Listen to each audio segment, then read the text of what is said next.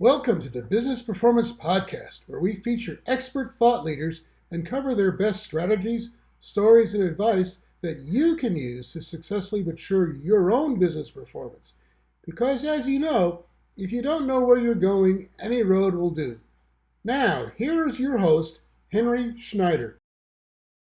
Hello, everyone. This is Henry Schneider with the Business Performance Podcast, and today I'm talking with Isaiah Bollinger of Trellis, who happens to, this past year, got on the Inc. 5000 list of fast-moving companies, which is really great. He's the co-founder and CEO of Trellis. They've experienced some rapid growth. So, Isaiah, welcome.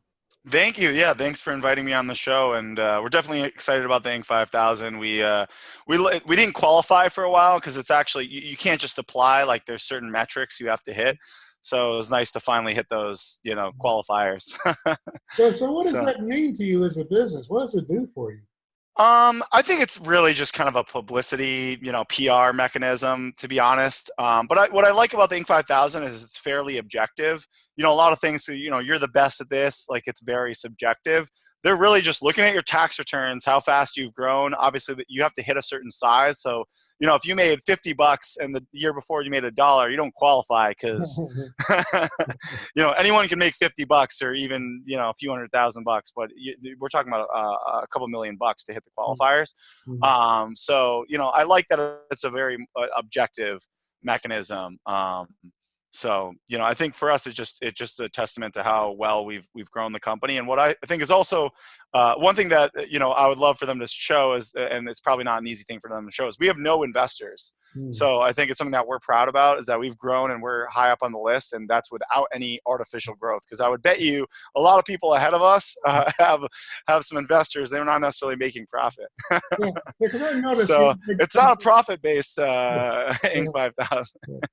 So you're looking at the list, you see things like growth 3,000%. It's like, wow, they just kind of went from like 2 people to 200 people or something. Yeah. But you do have to have a minimum of a certain amount of revenue. But yeah, they could have been at the very bottom of that. And so who knows what the story is behind those ones. So to get started, would you please briefly describe Trellis, the type of your customers and the services you provide? Yeah, so we're a holistic e-commerce solution provider. So what that means is we can do everything from kind of like strategy and kind of helping you figure out what you need before you even know exactly what you need. You just know you need some help, all the way to design and development, implementing technical solutions for e-commerce, and then we can help you kind of grow that and market that and improve that on an ongoing basis. So we look at like the whole thing, like how are you getting traffic, how are you converting that into sales, and then how are you fulfilling that and operationalizing the business. So we want to help along the entire track. So who are your ideal customers? Yeah, that's a really good question. I mean, there's definitely outliers. There's definitely a range, and we're starting to get a little more industry specific. But I would say at a high level, it's mid-market customers is kind of like our ideal customer. So what mid-market means to us is maybe doing 10 million in revenue, total revenue, into the hundreds of millions, some in the low billions of dollars of revenue. And the reason we like the mid-market is they're big enough where there's, they can work with us, they can afford us, we can do some big projects. But they're also not too big where there's not so much political overhead, where I think once you start to get into the Fortune 500, it's like, it's a little frustrating to work with these giant companies sometimes. Yeah. So. I completely sympathize with you in that, because you don't know who do you target. Because it could be a department or yeah, exactly. It could be a department or a division with those companies. They're so big. And then sometimes they start to get in battles with their own departments. Yeah. Well, we have another division that does the same thing, so we can outsource to them. And they start competing within their own company. We've seen that happen before. So what's the importance of quality to Trellis? Yeah, so I think that's across the board. I mean, we focus on at the very basic level, like quality within our own company. We've worked really hard to have high quality people within the company, and that's taken us a long time to get to that level where we feel like everyone in the company is really good. At the most junior level to the most senior level. And I think that allows us to provide a quality solution. I mean, I think when it comes to technical solutions, quality is so important because you only have one website, right? I mean, well, most companies only have like one flagship website. Mhm. So if it's not quality, what are you doing? Like you're not going to go very far. Right. So, you So, know. so what are some of the misconceptions out there when it comes to quality and performance that for the type of services you provide? I think people across the board, whether they're large companies or small companies, really underestimate the cost of quality in software and e-commerce and all of that. And I think that's because, these solutions like Shopify or Wix or Squarespace and WordPress, oh, I can install this and build a website for $5,000. And it's true. Like you could have a website for, practically nothing or for free, do it yourself. But that doesn't mean you're going to get a scalable quality website that can do hundreds of millions of dollars of revenue or whatever you need it to do for your business. So I think when it comes to actually building something that you need at a certain scale, it's a lot more expensive than I think people realize, because for two reasons. One, when you start to look at all the things that you need to go into that, it's not always so cheap from a technical standpoint. And then the talent level that you need is not. I mean, we're the most sought after talent. Essentially, it's technical talent. Yeah. So everyone, it's easy for people to get a job in this industry, and it's just bidding up the prices. So, Yeah, and I guess, it all depends upon what you want to do too. I mean, certain, if you're just posting content, that's pretty straightforward. But if you want some yeah. dynamic searches and you build the pages dynamically, then it gets really complicated. Yeah, exactly. And yeah, if you're just if you have a simple blog, that can be straightforward. But yeah, I mean, once you start having tons and tons of traffic, and that blog needs to get more complex, and then you have to search within the blog. Like I've seen blogs get complex. I mean, I would bet you sites like TechCrunch and Mashable are not so simple. You know what I mean? Well, my site's pretty simple right now, but eventually it could be. We might need your services. Yeah, exactly. It all depends on how big you want to scale the business. So. All right. So, what's the biggest challenge that Trellis faces right now with business performance? Yeah, that's a good question. I think it's being able to scale our hiring. That's something that we're working on right now, is scaling our hiring faster. So when you're doubling let's just say we've had some like double digit growth or whatever, and it's not always going to be exactly that. But let's say you go from 10 to 20 people. If you go to 20 to 40, and now we're in the 50s. If we go to 50 to 100 in 1 year, I mean, now we have to hire 50 people. Hiring 50 good people is extremely difficult in our industry. Especially when you're working with budgets and constraints and you want to be profitable, which we do because we're not, VC funded. It's hard to hire quality at scale. Yeah. So Yeah, that's what we're working on. yeah. The other thing that goes along with that, just hiring quality, but now you've got to delegate and divide Yeah, responsibilities, and that's another challenge because there's certain, optimizing. Yeah. there's like a break point around 20 to 50, 20 to 30, and then when you get to 50, there's another break point as you start. Yeah, absolutely. We're seeing that right now. So our back-end development team, we have like different teams, kind of like, different departments. We're getting a little more corporate. It's funny because, it's like funny to think about because, you still think about the days when it's just like you and you have no divisions. But our biggest department is the back-end development team. So front-end and back-end is split up. And our backend team, we're realizing there's some management gaps because our CTO and director of engineering are the main managers, but they have like 25 people under them. So we need like other layers of managers because Yeah, it's impossible to manage 25 people effectively. Well, yeah, and I was just talking with somebody else beforehand. Again, you're herding cats. So Yeah. it's like you want a small number of cats to herd, not 25. Exactly. So we have like a tech lead.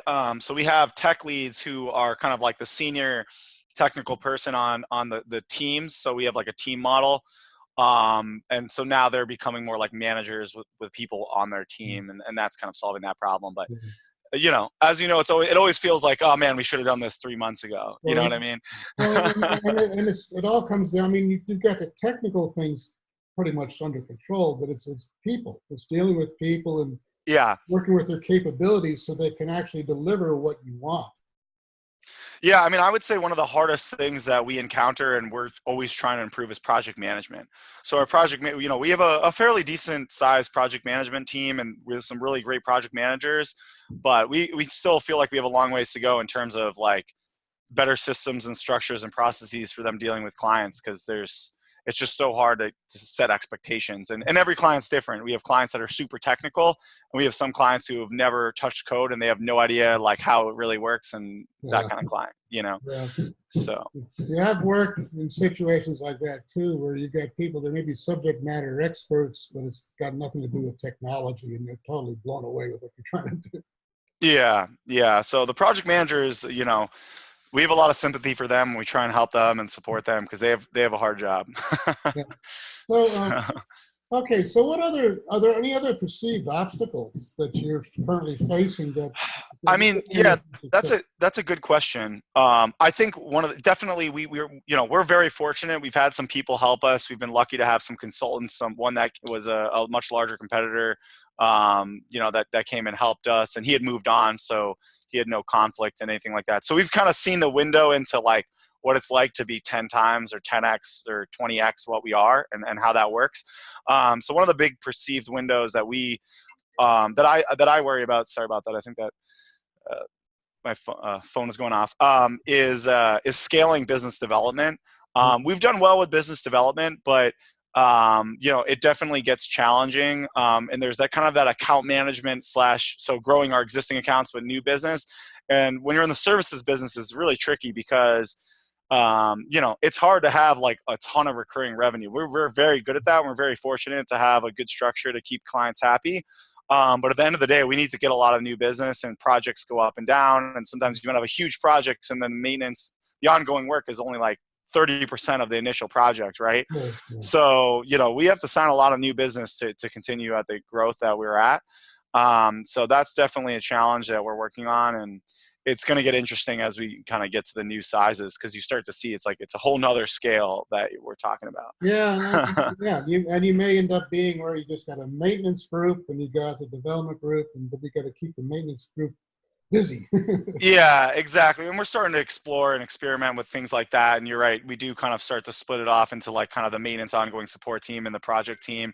But yeah, you got to keep them both busy. Otherwise you're not growing. So I mean, there's a lot, there's a lot of perceived challenges in the business development side of things.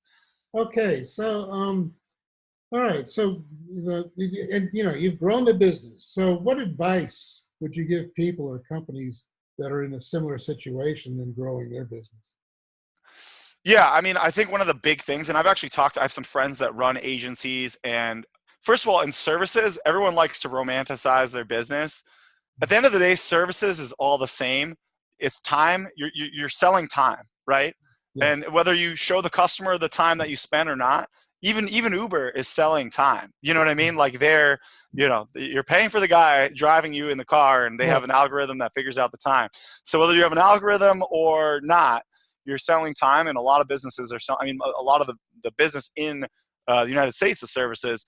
So specifically, my advice for services companies, since I obviously give a lot of public advice for e-commerce, which is a little different, my advice running a services business and scaling it into the millions and soon to be hopefully tens of millions, is to really like get data driven. That was the big thing that in the last 12 months, we've always been a little bit data driven.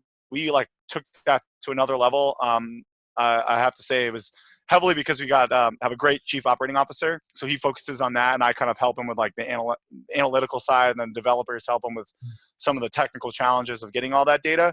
But we have, a mechanism for seeing kind of like profitability per employee, per department, per, service, like almost like every little piece of our business, we can kind of like splice it into what is working, what's not working. Same with on a client level. So I could tell you who's our worst clients and our best clients.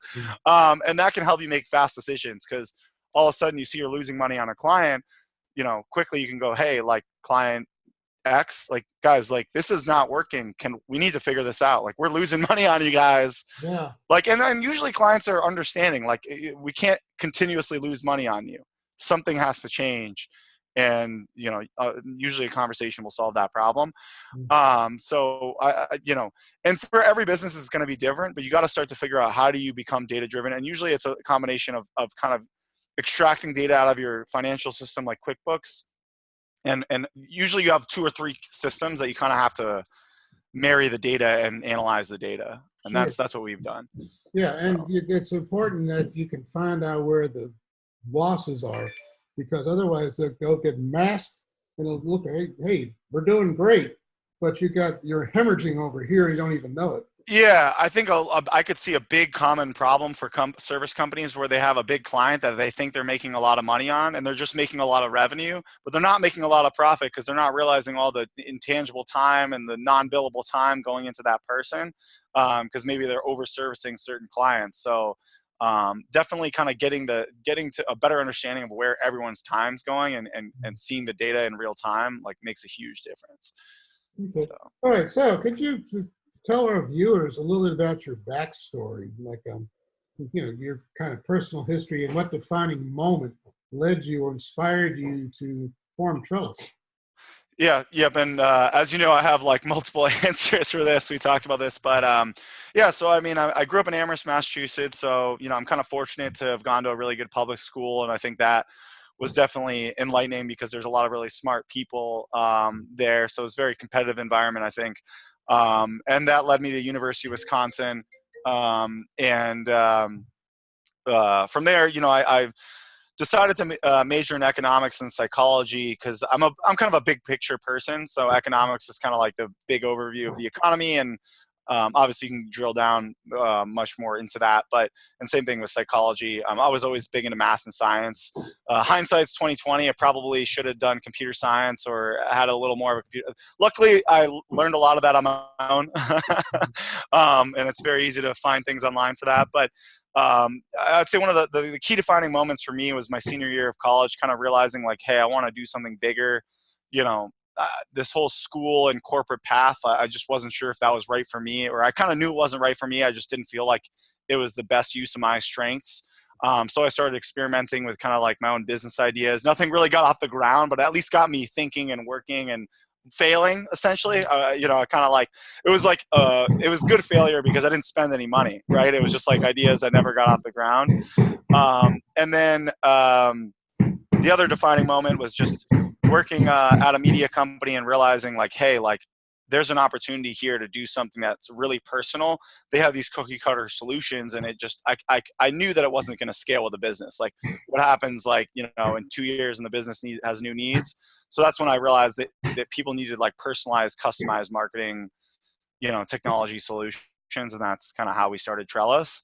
Obviously that's evolved a lot. And then the other big defining moment is I think it's coming to the realization within Trellis that like, hey, like there's nothing stopping us from becoming one of the best out there. And, the more that I talk to other people, everyone has a lot of the same problems and is figuring things out as they go. And they're not necessarily any smarter than you. So there's a couple of epiphanies along the way. Sorry, that was a long-winded answer, but. Yeah.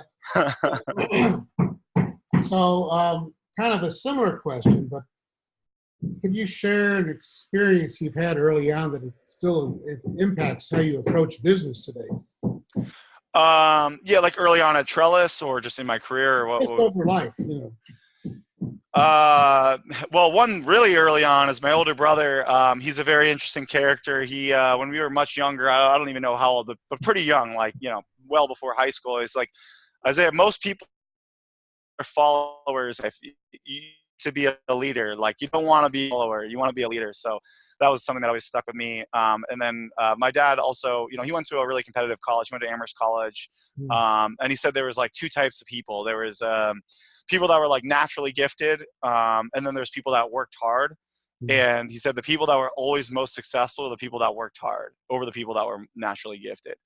And then I think when it comes to business, some of the lessons that I've learned are like I've learned the hard way is just making decisions fast and sticking with I think it's easy to overthink things and then not make a decision or wait too long. So I've gotten a lot better at just kind of like working with the management team and the different people and just being like, all right, here's the problems, getting their advice, getting the situation, and then just like, here's the decision and moving forward and not like second guessing and just knowing like it's never going to be perfect, but at least you're moving forward instead of just dwelling on.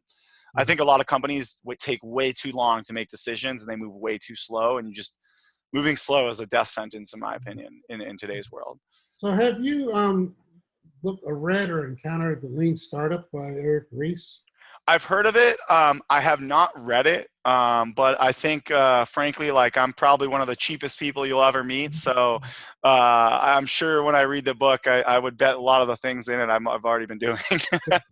Yeah, well, it's very interesting because basically what he's got in there goes way back to, several decades back with um, Deming and Duran and Stewart, basically even to the Toyota production system, all of these quality initiatives, and now just scaling it down to the entrepreneur level. And one of the things he talks about is failing fast. Not getting, Yep. don't be a prisoner of inertia. Try something, get it out there, see what it works, refine it, pivot, but keep your eye on your goal. Yeah. And not build something that nobody wants. Yeah, and we do a lot of that. I mean, we have the advantage of being technical. So one of the advantages we have is that we can control our projects. So we have like a really great process for getting MVPs out there into the market of our own internal stuff. Honestly, our biggest challenge is convincing customers to do that. I would say one of the biggest faults of our customers is that they try and cram too much into phase one and not enough into phase two, phase three. Like we look at our clients' roadmaps and their projects, it's like 90% phase one and like 10% phase two. And it should be more like, maybe 60, 70% phase one and 30, you know what I mean? Like at least a little more balance. And their roadmap is very thin and their initial project is too big. And then inevitably it's more than what they expected, or it's hard to launch a giant project. Yeah, and then the technical debt starts building up because they can't get everything done, right? Yeah, exactly. All of a sudden the project drags out and the platform, the infrastructure you started with is already old. So we see that all the time. Yeah, and the other topic that he talks about too is what he calls vanity metrics. Stuff that makes you feel good about the company, but doesn't really give you the insight into what's actually going on. And it sounds like you've turned a corner on that because you're digging down into it, seeing where you're going to sink, and you got to watch out for it because the money's it's being sucked down. Yeah, absolutely. And I think we're very good at we don't have that problem. I think our metrics are very objective and profit driven, and like revenue and profit driven, and also employee happiness driven. Like we're really striving to achieve a model in which it's similar to the Google model, where should be profitable if people are very effective with their time, and they should have a little bit of leftover time at the end of the week to work on their own internal kind of like pet projects that will hopefully help Trellis, because there's a lot of internal things that we want to do. Yeah, I mean, that's something that I worry a lot about, is like stamping out the politics and vanity metrics. Like as we get bigger, it's harder to control, and it's harder to know what's really going on because you can't talk to everyone once you get bigger.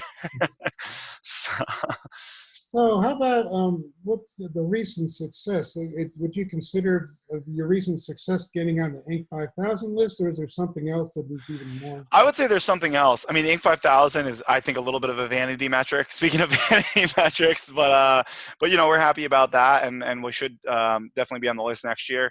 But I think the big success that I'm really happy about is we did a merger with GrowthSpark in November of last year. It's actually been about 1 year exactly. And that could have gone really south, but it's gone really well. I mean, the first 3 to 6 months were a little bit tough, and we definitely had a lot of problems to overcome.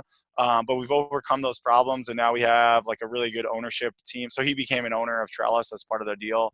And through one of the reasons we did that deal is because there were some gaps. We knew we needed a chief operating officer.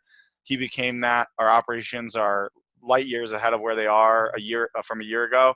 And I think they're continuing to improve really faster than I believe most, if not all, of our competitors. And then the other was, just kind of that whole merger. Like we kept all his employees. Unfortunately, we weren't able to keep all of his contractors. We gave them an option, but we felt they were kind of like, frankly, overcharging, and we tried to negotiate. That didn't work out, but we kept the whole structure, and like it's working, and so we're pretty happy about that. Now it feels like we're one unified company. That's like, this is the first year where the 2020 where we just kind of don't have to worry about a merger. You know what I mean? Yeah. So, yeah. All right. So what does success then now look like for Isaiah Bollinger? Yeah, that's a good question. I think it's really doing this on a much bigger scale. Now, I think it's funny. Someone was talking to me about imposter syndrome. You kind of like doubt yourself. You don't think that like, can I really run like a huge company and that kind of stuff? So I really want to see this scale to a really big place. And that's not. It's not so much about the money for me. I think there's a point where the money kind of like starts to lose value personally because you kind of have what you need at a certain point. But it's more about like really building innovative things that you're like, wow, like these guys built something that like no one else has, and it's like a game changer in the market. And then from that, I think you also have employees that have this experience that they would never be able to get anywhere else. So it's kind of like just building this infrastructure that's pretty unique. At a much bigger scale. It's great to be 10 people, 20 people, but we really want to see this thing get much, much bigger than that. We're in the 50s now, but we'd like to see ourselves up there with some of the other big names out there. Well, it's refreshing to talk with you because you want to grow the business and you want to grow with the business, and you got the business mindset.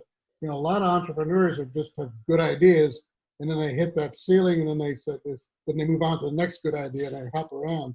Yeah, I have a lot of good ideas. It's the ideas are, what is it, dime a dozen, or they're not worth much. It's the execution, in my opinion. I mean, I think the best ideas are taking something that already exists and making it better and operationalizing it and making it more automated. And those are usually the most successful companies. Most of them are, Google was just a better Yahoo, right? You know what I mean? Same thing with Facebook was a better MySpace. So, most of the time the big successful companies are really just like an offshoot of something that already exists. Yeah. So Yeah, it's hard to to actually disrupt it with something brand. Well, like Amazon. I mean they struggled for a long time, but now they've done yeah, it. they weren't the only person selling online, right? Like they didn't invent e-commerce. They just did it better than everyone else, and that's why it's all about execution and operations.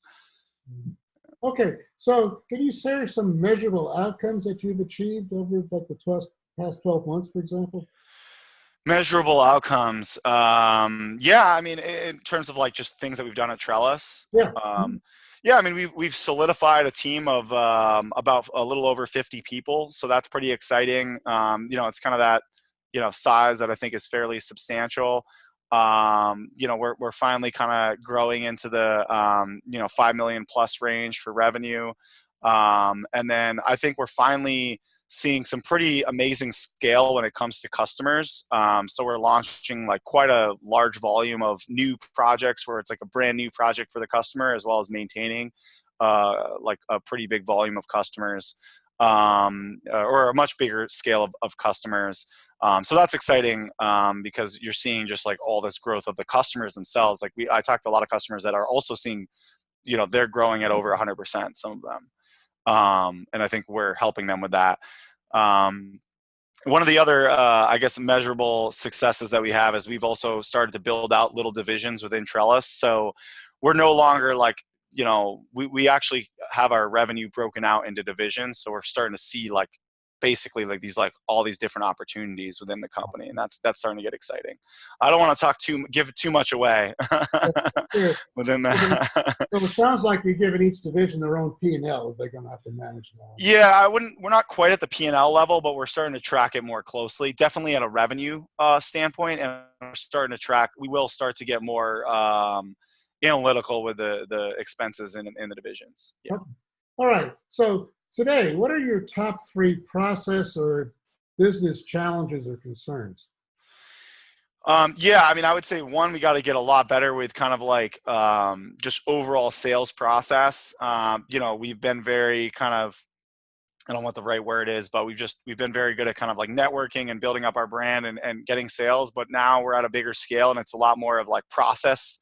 Like if we don't have a good process for sales, things can start to fall apart, and it's hard to project out hiring. So kind of like we need a much more buttoned up process. We're already working on this and it's getting there, but a much more buttoned up process from like marketing to sales to client, like the whole funnel, so that we can project out hiring. And then I think one of the other big processes that we're always improving, I mean, we have a good process, but we're constantly revamping it, is discovery requirements gathering process. Yeah. Frankly, part of that is to cover our own asses, because there's a lot of things within requirements that can be a little bit vague. So for instance, we need a project manager. Someone has to manage a project, right? But client could abuse the project management. They could ask for daily meetings. So we're starting to get a lot more strict with what it says we're going to do within these, like, kind of, I guess I would call them ambiguous line items that aren't necessarily concrete. So it's really hard to write out a spec that's super concrete that protects you, and we're getting better at that. And it also holds the client more accountable. Like, hey, look, you're breaching this. Of course you're going to spend more money, you know. That's two. What was the third one? We're just getting a lot more sophisticated with finances, honestly.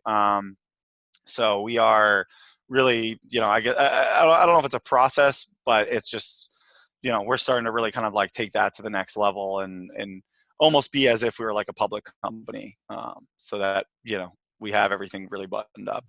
So there's a lot that goes into that. Okay, so what's the most important question your customers should be asking when they consider coming to Trellis for your services?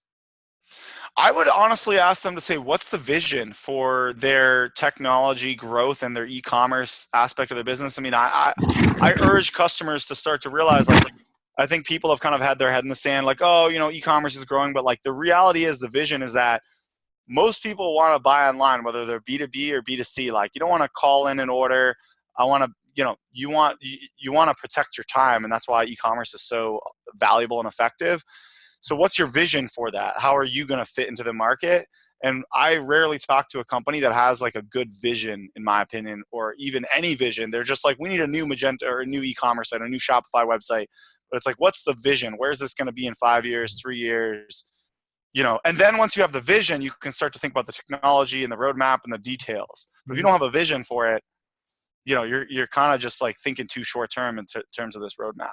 Well, that's all part of business development. Focusing in on that, that customer. They should know that by themselves. Where do I want to be when I grow up? How am I going to get there? And then they can come to you and you can map it out. Yeah, and your vision's always going to need to adjust and pivot or whatever, but at least you got to have something. Definitely. So who are your competitors? Yeah, I mean, there's a lot of them. That's definitely one of our biggest challenges, is that at the end of the day, when you come and see us, on the website, or, and you look at our competitors, we all look very similar. It's very hard to differentiate because we all do similar things. There's a low barrier to entry in our industry from a services standpoint. I think it's hard to do what we do at such a high quality scale. But in terms of our competitors, I mean, there's so many. It's like almost stupid for me to name them. I would say our competitors are kind of like the Magento solution partners. So our core technologies are the e-commerce technologies, and Magento is a big one of those. Shopify is another big one. There's a lot of other ones that we work with, and we're always kind of adapting and seeing where the market's going. But typically our big competitors are the Magento solution partners and the Shopify Plus partners. And there's a lot of them out there. So what are your discriminators that make you stand out from the rest? Yeah, that's a great question. I think it's our attention to detail and our willingness to kind of like really work hand in hand with the customers, and our kind of holistic expertise. So, we can really help the customers like think through the requirements and execute at a very good value. And I think we really integrate closely with our customers. We're very transparent. They have access to a lot of our systems that we're using to manage the project. So it's a very like hands-on approach. And I think that's allowed us to be a lot more effective than our competitors, because they're really feeling like we're like a part of their team and not just like this separate kind of like third party. And we have so much knowledge around all the technologies, because really e-commerce is more than just the core platform. It's all these add-ons, and you have your payment gateway, your shipping, your logistics, your ERP system. There's so much that goes into it. And we've really mastered that whole kind of like vision of how it all comes together. So we can help them with that too. All right. So here's another tough question. If you had to start Trellis all over again from scratch, what would you do different? What would you keep? Yeah. Well, one, I would charge a lot more and focus on bigger customers early on. I spent a lot of time working with companies that really just weren't going anywhere, to be honest. And I think I kind of gave too much personal attention to some really small companies that I think I mentioned to you. You said, like, what was your advice to some? And this was before we did the podcast about, I'm only as good as the customer, right? Like, I can't run their business. So I think I would have figured out earlier on, like, what the right type of customer was for us and really focused on that and built up a lot faster, because I would have gotten these customers and built up with them. I probably spent the first 3 years, to be honest, just kind of like, treading water with all these, difficult to work with customers. And we've moved away from that, obviously. And then the other is figuring out who I need on the team. When I started, it was kind of like, well, who's willing to? I didn't want to do it alone. I'm not big on being a solopreneur or whatever you want to call it, like the only owner. I think it can be really effective, but I knew I wanted like some partners and a team. But I didn't really understand how hard that is to do well. So it's kind of like, well, who's willing to do this, and not like who are the best people to be with me for them. So actually the owners I have now are not the owners I started with. Oh, okay. So it was very painful getting to the ownership that we have now. Yeah. And luckily it worked out and we're all happy, but that was not the case, before. Yeah. Good advice. I'm just thinking in terms of, this is difficult. You said you'd rather if you had vetted your customers better and not wasted time, but you had to go through that to realize it, and you would have to be really financially stable to walk away from it. It's definitely there's a balance, right? I mean, you got to take on business, but I think you can be more strategic with it. Like, is this going to be, if I'm maybe not going to make a lot of money, but is this going to help with my portfolio and my credibility? Like, there's two questions you want to answer. Is this going to help me generate revenue and profit and grow the business? Or is this going to help me generate credibility, experience? Is this strategic? Maybe I'm not going to make a ton of money on these guys and I'm just building my credibility. Yeah. But if you do that with someone that's not going to actually do that, which is often the case, I think, then you're just not making money and you're not building credibility and you're just spinning your wheels, right? Yeah, right. You got to be intelligent about how you choose these things. Yeah. So, Isaiah, we could keep talking and talking. We're running out of time. I want to honor your time commitment. So how can people get in touch with you? Yeah, so they can go to our website, which is simple. It's Trellis, TRELLIS.co, so .co, not .com. Unfortunately, that is a difficult domain to get. Someone else owns that. So Trellis.co, you can just contact us on the website. You can see all the information about us. Or you can email us at hello. It's a general email. I actually have access to it. Hello, like literally the word hello at Trellis.co. Okay. So those are email is the best way to reach us. So hello at Trellis.co. We should respond. Yeah. Okay. Well, Isaiah, this has been wonderful. It's been great listening to your stories and your advice. And so thank you so much for your time today. Yeah, and thank you for joining. I'm excited to see the edited version and get it out there, and hopefully it'll help people. I mean, that's the goal, right? Yeah. So. Okay. Thank you. Yeah, thank you. Bye. Thanks so much for tuning into this episode of the Business Performance Podcast. For more episodes and strategies, visit welcome.ppqc.net/blog. That's www.welcome.ppqc.net/blog. And remember, if you don't know where you're going, any road will do.